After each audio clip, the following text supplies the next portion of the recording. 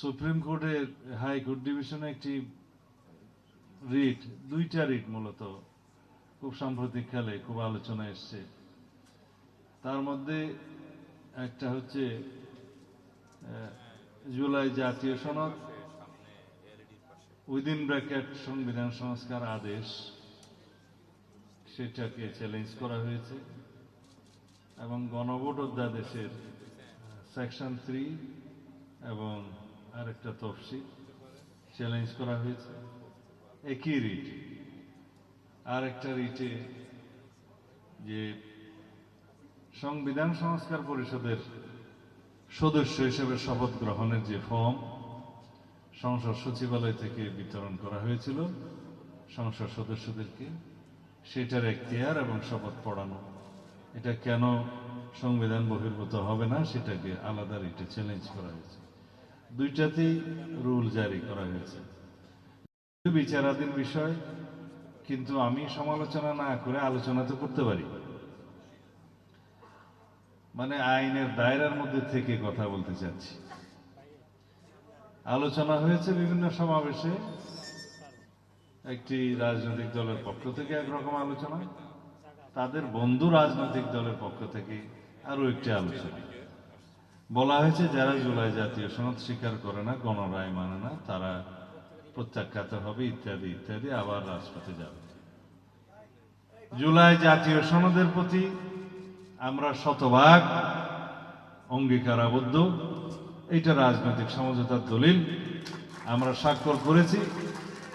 বরং যারা সমালোচনা করছে তারা স্বাক্ষর করেছে এই গত কয়েকদিন আগে নির্বাচনের পর। জাতীয় সনদের প্রত্যেকটি প্রস্তাব যেভাবে স্বাক্ষরিত হয়েছে, নোট অফ ডিসেন্ট সহ, আপনারা সেই কিতাবটি হাতে নিয়ে দেখবেন, ওখানে বলা আছে যারা নোট অফ ডিসেন্ট দিয়েছে যে সমস্ত দফায়, সেই সমস্ত রাজনৈতিক দল যদি নির্বাচনী ইশতেহারে উল্লেখপূর্বক জনগণের ম্যান্ডেট প্রাপ্ত হন তাহলে তারা সেটা বাস্তবায়ন করতে পারবেন। ইতি মাননীয় প্রধান উপদেষ্টা এবং অন্যান্য উপদেষ্টা যারা এখানে সংস্কার করে জাতীয় ঐক্যমত্য কমিশনের সদস্য ছিলেন, তাদের মধ্যে পরে কেউ কেউ উপদেষ্টা হয়েছে, তারা সবাই স্বাক্ষর করেছে। রাজনৈতিক দল সময়ের মধ্যে অধিকাংশ স্বাক্ষর করেছে, 4টি দল স্বাক্ষর করতে পারেননি বিভিন্ন কারণে, পরে তাদের মধ্যেও 2-1টি দল স্বাক্ষর করেছে। কিন্তু যারা বেশি সমালোচনা করছে তারা স্বাক্ষর করেন নাই। তারা নির্বাচনের পরে সুবিধা বুঝে তাও একটা নোক্তা লাগিয়ে সই করেছে। কিন্তু জুলাই জাতীয় সনদে নোক্তা লাগানোর কিছু নেই, ওটা যা আছে তা হয় সই করতে হবে, অথবা যদি রিজার্ভেশন থাকে সেটা তাদেরকে বলতে হবে এই কারণে আমরা সই করতে পারলাম না। একদিকে বলবে আমরা স্বাক্ষর করেছি, আরেকদিকে বলবে আমরা স্বাক্ষর করেছি তবে বলেছে যে আমরা ওই ধারাগুলো মানে না। তো অনেক কথা যারা বলে, আর যারা এখন বিরোধী দল, বৃহৎ বিরোধী দল, তারা বলছে জনরায় অনুসারে জুলাই কি যেন সংবিধান সংস্কার পরিষদের সদস্য হিসেবে শপথ নিতে হবে, দেরিতে হলেও নিতে হবে। কিন্তু বক্তব্য হলো এগুলো গায়ের জোরে। আমরা এই পর্যন্ত সংবিধান মেনেই এই পর্যন্ত এসেছি এবং সংবিধান মেনে চলছি এবং সামনেও সংবিধান মেনে চলার আশঙ্কা আছে। কিন্তু আমাদের বক্তব্য ছিল যদি গণভোটের রায়কে আমরা সম্মান দিতে চাই, জাতীয় সংসদে আগে যেতে হবে, সেখানে আলাপ আলোচনা করতে হবে, আইন প্রণয়ন করতে হবে, সংবিধানে সেটা অন্তর্ভুক্ত করতে হবে।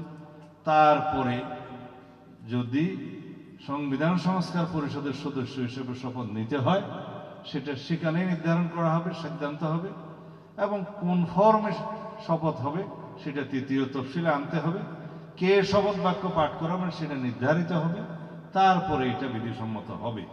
কিন্তু আজকে যাদেরকে জবরদস্তিমূলক শপথ পড়ানো হলো, যিনি জবরদস্তিমূলক শপথ পড়ালেন সেটা সংবিধান রক্ষণ হয়েছে কিনা অবশ্যই সুপ্রিম কোর্টের দেখার দায়িত্ব। কারণ বিচারকগণ শপথ নিয়েছেন সংবিধান রক্ষণের, সংরক্ষণের এবং এই সংবিধানকে রক্ষা করার জন্য শপথ নিয়েছেন। আপনারা তো কেউ সংবিধান রক্ষণের জন্য শপথ নেন নাই, আইনজীবীবৃন্দ তারা নিয়েছে। সুতরাং সেই প্রশ্নটা আদালতে উঠেছে। আমাদের বক্তব্য অন্য জায়গায়। আমরা তো জুলাই জাতীয় সনদকে অস্বীকার করি না। জুলাই জাতীয় সনদের প্রত্যেকটা শব্দকে অক্ষরকে আমরা ধারণ করি এবং আমরা সেটা প্রতিশ্রুতি দিয়েছি, জাতির কাছে অঙ্গীকারাবদ্ধ হয়েছি, আমরা সেটা বাস্তবায়ন করব। এমনকি সেই প্রতিশ্রুতির বাইরেও আমাদের নির্বাচনী ইশতেহার অনুসারে বিএনপি যে সমস্ত ইশতেহার প্রণয়ন করে জনগণের ম্যান্ডেট লাভ করেছে সেই সমস্ত ইশতেহারেও যা কিছু আছে তা আমরা বাস্তবায়ন করব।